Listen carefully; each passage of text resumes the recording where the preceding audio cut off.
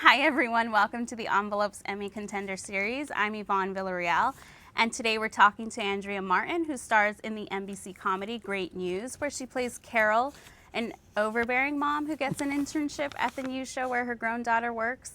We'll be taking your questions as well, so shoot them over in our comment section. Thanks so much for joining us. My pleasure. I got a little nervous. Do we view Carol as overbearing? I love that you hesitated. Yeah, because I'm why? Like, I'm like, Slightly? is she going to be offended by that? Wait, that's so sensitive. Slightly negative? I don't like the word overbearing. I like overly involved. Overly involved. I like overly loving. I like unconditionally loving to the point of obsessive, but I don't like overbearing. Not overbearing. No, because that sounds negative, and I don't think there is a negative There's connotation to that relationship, for sure. Have you ever been called that by your sons? I've been called worrisome. I'm an anxious mom, but I don't think I'm an overbearing mom. Okay. That's between me and my therapist. They don't know. I should have quizzed your But sons before I talked to you. I will tell you this, that I'm not on Facebook, because when I was checking their Facebooks all the time. So thank God I don't know how to figure out how to do it, because I thought that was really overbearing. Well, you know, I was talking to Tracy before the show premiered, and I was Tracy Wigfield.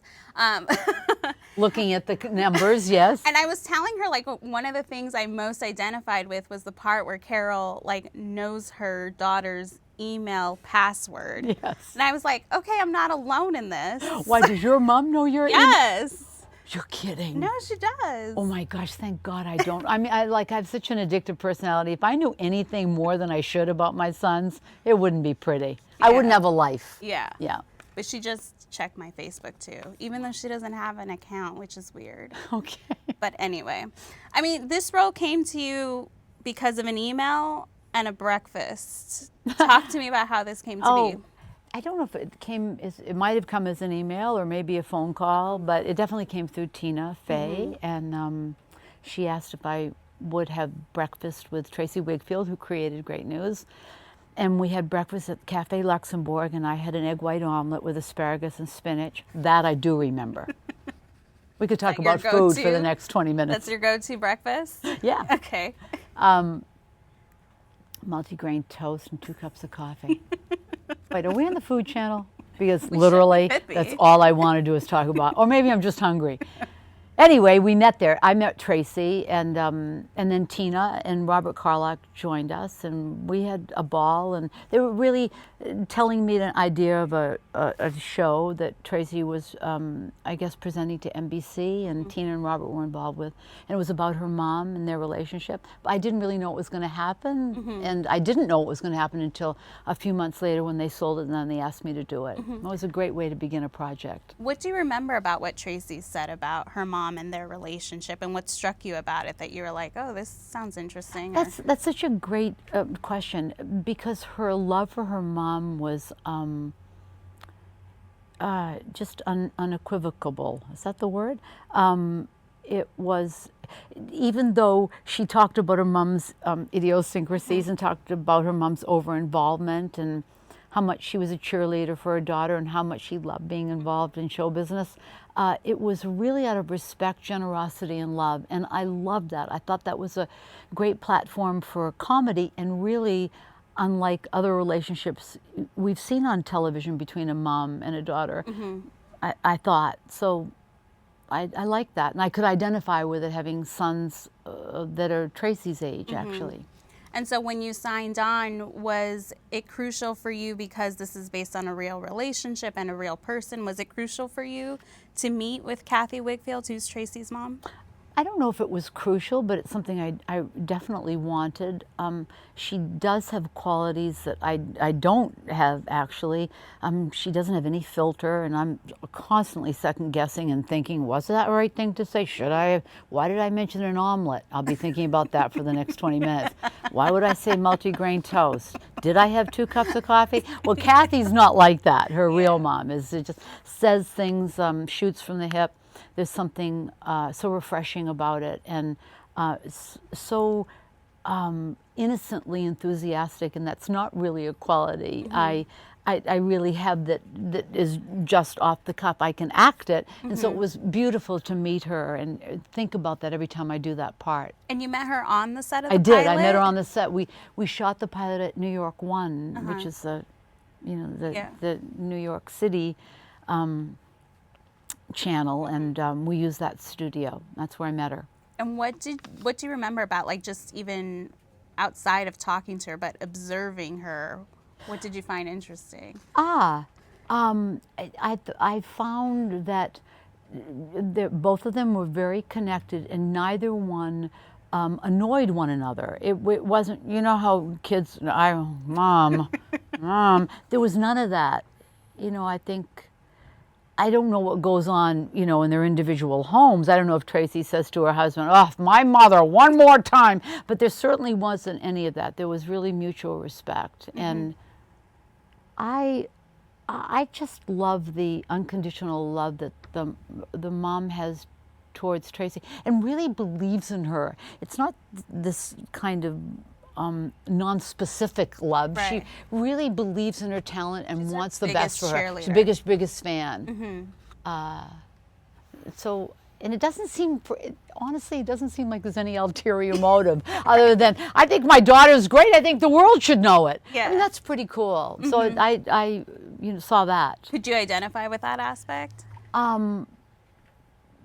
Could I identify with that? I guess I'm thinking, I want the world to know my sons are cool, and I hope they also make money, can buy a big house. So maybe there's some other, and then actually get a room for me, and can I travel with them to Europe?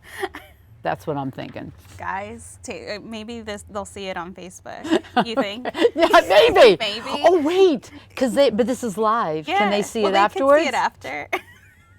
Do we speak the same language? Oh my God. Let's not talk about my age now. Let's not segue into my age. Okay. We will not. But the jumping off point of Carol sort of starting to work with her daughter as an intern at the new show she works at is she's at a funeral for one of her friends who's passed away. Right. And she sort of gets this like wake up call, this like call to action of, I need to, like, this is my time now. I'm going to fulfill my dreams now. It's my time. What did you think about that aspect? And was that something you sort of took as something you could identify with? Because I think you've said, like, for a while you were not getting, like, many parts a few years ago. And could you sort of identify in that way? You know, I think it's a little different because Carol never had a career, and I've had a career all my life. Maybe there was a lull in it, or, you know, actors always think they should be doing more, or missing out on things. And, you know, I've worked consistently, so maybe there was a few months but this is her whole life. This has been 30 years, right, that she's not had a career. So it was different, but I certainly embraced the idea of not being able to achieve something unless you have a dream. And I think that's where people fall short, actually, not daring to dream. So I don't think Carol ever dared to dream, and I think that moment in church when the priest is talking about her friend and go for it and be in the moment, I think she seizes that. Really, now that her daughter's grown, I think she feels that she really can invent a life outside of being a mom. But the great premise for the show is where she invents a life is actually at her daughter's work. Yes. So, yeah. Could you imagine ever doing that with your sons? Like, just show I up? actually can't. I think that would be disastrous. Yeah. Because I wouldn't. No, I don't think it would be fair to them. But I'm a different person, really, and probably in some ways, honestly, maybe more critical. You know, Carol, the part that Tracy created, isn't really critical. She says what she feels, but she's not thinking, you know, if she did that, then maybe this would happen, or why would you do that? And that was the best. She's not outspoken like that. Yeah. And this is, I mean, you're also playing a mom on Difficult People. Yeah. Which is like a totally different kind of mom, but like even just as good. Yeah. But what's it like having Tina Fey and Amy Poehler as sort of like your bosses, basically? Kind of a dream. Hey, that is a dream that so a few years ago, I was thinking, okay, I'm going to make a 5-year plan. You know, when people do that, then I'm like, after number 2, I'm like, the hell like, with that whatever, plan. yeah. What's for lunch? Uh-huh. But I thought, and I thought, you know, I want to work with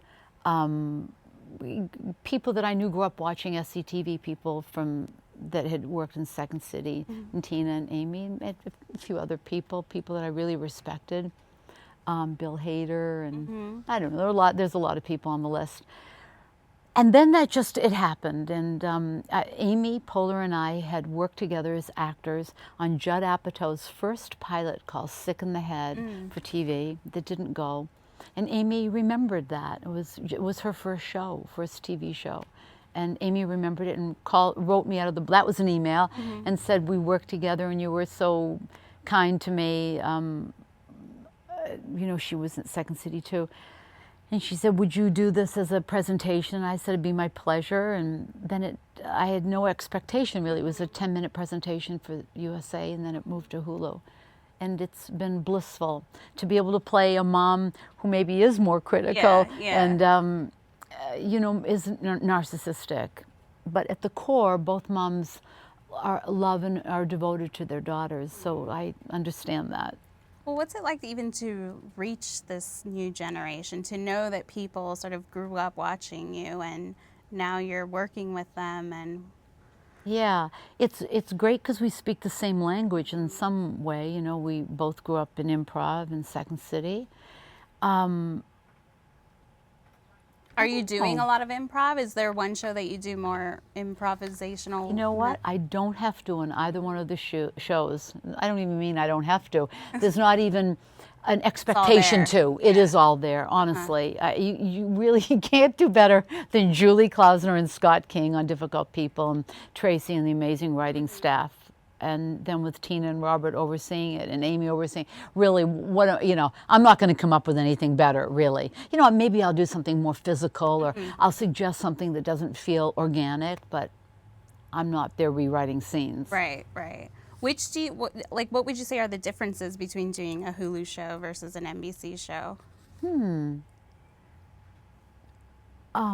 Budget, maybe. You know, they're so different. One shoots on location in New York City, so just wrap your head around that, right? The life of New York. And one shoots at Universal Studios in LA. So it's a whole different world. I can't even compare them. One is kind of a dream to shoot on a Hollywood soundstage, you know, and the other is being in Manhattan where I live, and I know all the actors that are hired in New York, because a lot of theater actors. So I don't know. I'm getting the best of both worlds, really. How about like what from theater do you find that you bring over to TV?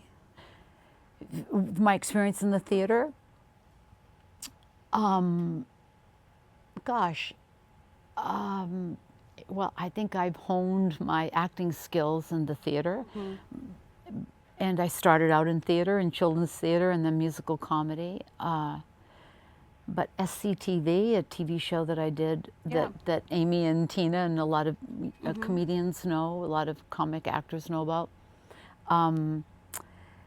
is really where I started in television. So I'm just trying to think, as you ask me that, what's more demanded of me. I guess I'm very comfortable in the world of comedy from SCTV, but the acting skills that I bring to both shows really have been developed in the theater. Yeah. Well, and you've said before, like, your favorite space in terms of acting is in the rehearsal room. Why is that? Talk to me about that. Oh, because it's not result oriented, it's all process. And there's nothing better than that. You know, when you are thinking of a result, you're in the result, you're not thinking of the moment, and experimenting and unraveling. It's like a math puzzle. Doing comedy particularly is, if I say a line like this, then where's that going to take me, and what do I have to do? What are these two things that will end up in that? You know, comedies in threes, and there's no competition. Everybody's trying to figure it out together. It's like being in a playpen, really, or a sandbox. It's just play. it's just as pure creativity as you can possibly imagine. Who wouldn't want that? Right. Yeah. Right. What did you always have the ambition to be on TV? Like, is it something as a young person that's something you had in mind? No, I grew up in Portland, Maine, and although I watched a lot of variety shows when I was growing up, What were which you your probably watching? audience won't even know about. Oh my gosh, but if you don't know, I want you to go and Yes. now research Tell this, us. because every comedian should know about the Ernie Kovacs show. Jack Benny was a little bit before my time, but Your Show of Shows with Sid Caesar and Imogene Coca, Carol Burnett. Jackie Gleason, the Honeymooners, Ed Sullivan, you know, those were the days of variety, right? So I watched those shows, but I never dreamed, I escaped into those shows, but I never dreamed that I would have I never dreamed I would have a career as an actress. I just did it as a hobby, and then one thing led to another, but I didn't ever. Now, young people can realize their dreams instantly because Right. they can put themselves on YouTube, but then it was like having to go to New York, and which I did, and audition and then get a part. But You think I if you didn't think it start- was I didn't think it was going to be a career choice. Yeah. If you started out now, would you be one of those people putting yourself on YouTube, you think? You know, I don't know if I'd have the confidence, the perseverance. I don't know if I started out now, if I could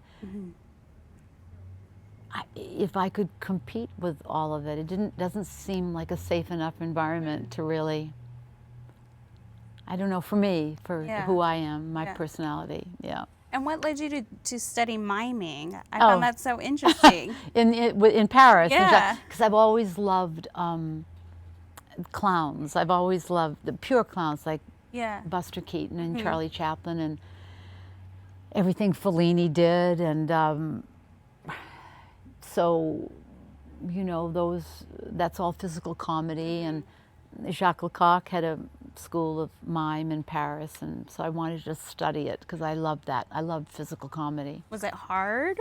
Like, did you find it difficult at first, or what was the most? I found it really interesting that people from all over the world came, and it was very interesting to see how Europeans were much more free with their bodies, and Canadians were a little bit more detached, and Americans were a little bit more guarded. Very interesting to see how different cultures lend themselves to physicalizing their bodies and the way they act also.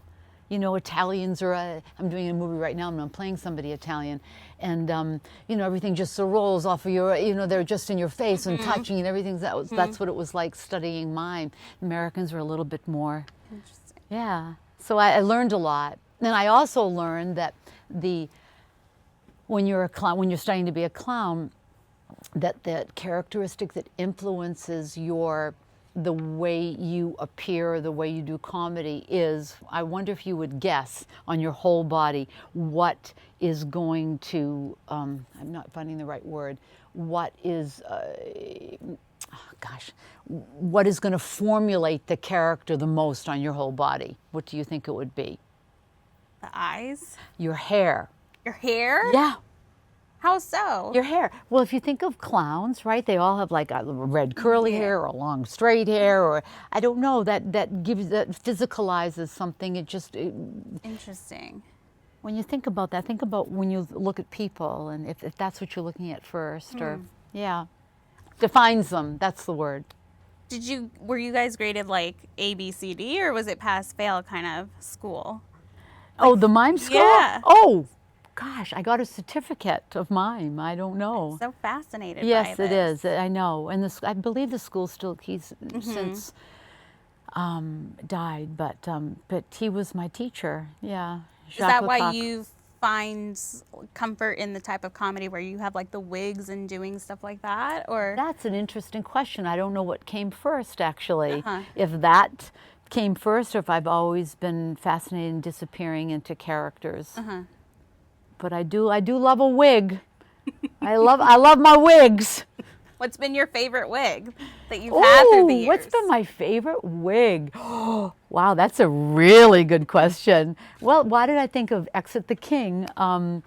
I played a little servant who lived in a dark room. This is Ionesco, right? So it's theater of the absurd, and the wig I wanted, because I assumed she wasn't in light a lot. Oh, I know, and they hated me for it. It was a little red wig, but I made them cut into it. And Really? yeah. So it looked like she was losing her hair in places, but you will have to Google that later. Okay. And I loved that wig, because I thought nobody in their right mind would wear that. But it really helped me with the character, honestly. I always start from the outside in, and I usually start with hair. Hair. What else helps you? What helped you with Carol? Because Wig. the wig. That's the wig, a wig. I wanted to wear, I thought about her hair going up in bangs, and the outfits are all from Chico's. Yes. That helped. What did you think of that? I thought how great it really helped my posture, the way I work. She wears Skechers shoes, not heels, so that really helped, and you know, and kind of being grounded, but also not particularly sophisticated, right? Because when you're in running shoes, you walk a little different. Yeah. She said she remembered when you guys met that you asked her, "Do you ever wear dresses?" Or and she's like, "No, I'm usually in pantsuits or something." Shorter pants. Yeah. Like, yeah. The crop pants. But she was like, "But you can wear dresses if you want. Like, you don't have to dress just like me." But like, how did you feel about that? Were you I want to stick to her as much as possible? Yeah, completely, because it helped me. I mean, selfishly, I think it's really important for me, not for everybody. But Laurence Olivier, who I like to compare myself with, always worked from the outside in. Who made you laugh the most on that set? On Great News. Every single person made me laugh in different ways. John Michael Higgins. Oh my God. Insane, because we both come from improv. Nicole Richie. When he had gotten when he had to wear the things. Oh my God, I would love him so much. Nicole Richie, because it's the most unexpected, chill kind of way to do comedy. So it's not like in your face, just kind of sitting back and we'll say something really funny. So that's crazily unexpected. Adam Campbell, because he's British and because he's the wittiest human being. Briga Heelan, because she's beautiful and can also do the most subtle kind of comedy. Horatio Sands from Saturday Night Live. I mean, really, it was such a great set. I'm so excited about going back and doing more, honestly. Was Horatio always breaking, though? No, Horatio's a very, he's kind of shy, actually. Really? Yes. I don't think of him as being, you know, extroverted. He kind of, maybe he was around me. I don't know. Maybe I scared him. I don't know. But he was, no, he kind of lays back, and he's kind of introspective and shy. I think of him that way. Was there a moment like you couldn't stop laughing, or it was hard to control? I think probably in scenes with Michael Higgins, because we do a lot of scenes together up in his office. Yeah, I think there was some laughing up there a lot. Yeah. Yeah. Oh my God. But how about with Kathy? What was it like having her there that first episode? Because she appeared in the funeral scene, right? Yes, yeah. You know, when I'm doing a part, I'm not, thank God, not thinking about what people are thinking at that moment. I might be thinking afterwards, but I wasn't. I was, once I really got who she was, and did she want to take a selfie? I think we did take a couple of selfies, and she had her friends on. Did you meet Angie? I met all the girls back there, sitting behind the monitors, and they were all so excited. Yeah, it was a lot of female energy on that pilot. Beth McCarthy Miller was the director. Tina Fey was there, and executive producer Tracy wrote it, and then Briga and me. You know, it was a lot of great energy. How would you say TV has changed as the years have gone by? Like, does it feel any different? The comedy? There's a lot more of it. Yeah. Good God. I don't know how you get a following. There's just so much to watch, really. But the type of comedy even, do you feel like there's much of a difference now? I think there's, honestly, I think there's a little bit for everybody. I mean, Maya Rudolph and Marty Short did a variety show last year that was a real throwback, and John Mulaney and Nick Kroll do that kind of sketch comedy, which is brilliant. I think Veep is a different kind of comedy. I think Great News is a different kind of. I think Difficult People, which is so much about pop culture, is a, you know, maybe I won't understand it as much, but there's an audience for it. I think there's an audience. I just think it's much more expansive, but I think there's something for everybody. Yeah. What are you watching these days? I watch a lot of CNN. A lot of CNN. I watch a lot of MSNBC. I watch a lot of news programming. That's what I watch a lot of these days. Is it hard not to? You know, every day it's something new in the news, and I guess I just want to be kept up, and or I don't know if it's doing me any good, but I do want to know what's going on because every day it changes. So I feel like it's my responsibility to do something and try to do something. Well, when you're not watching CNN, you were trying to watch the Tonys last night. Yeah. How was that? Couldn't find it. Wow, that was irritating. And I was so... I was on a plane and I was trying to find it, but it was Wait a minute, hard. and I'm Googling BroadwayWorld.com, the chat rooms, like and they were like, oh, how do you watch it on the West Coast? And so then and then I had a link, and it's like CBS Access. I'm yeah, I know, because I was on the Good Fight. The Good like Fight, that. yes. I'm like, I know how to do that. And then you click on watch, but then it said, maybe this was a mistake I made. Tell us your location. So I put in LA. So then I was directed to the news at 5, for God's sake. So then I tried to get on Hulu. That didn't work. And I hope they give you a Hulu subscription for being on a Hulu show. No? Stop. Are you serious? Kate, And it should be like the commercial. that is so annoying. I wish they'd give me a TV for being on NBC. Where does it stop? I wish you'd give me a subscription to the LA Times or this We could iPad maybe give you a mug. or camera 3 and 5. They're not even working today. I know, it's sad. But did you catch any of the shows that were nominated I watched for the the Tonys? first hour, and then I made myself go to bed at 9 because I had a 5 a.m. makeup and hair call. But I watched them. I was happy in the first. But had you seen some of the shows nominated? I'd say 90% of the shows Oh, wow. nominated. Yeah, I hadn't seen Oslo, which won. Yeah. I hadn't seen the Natasha Pierre.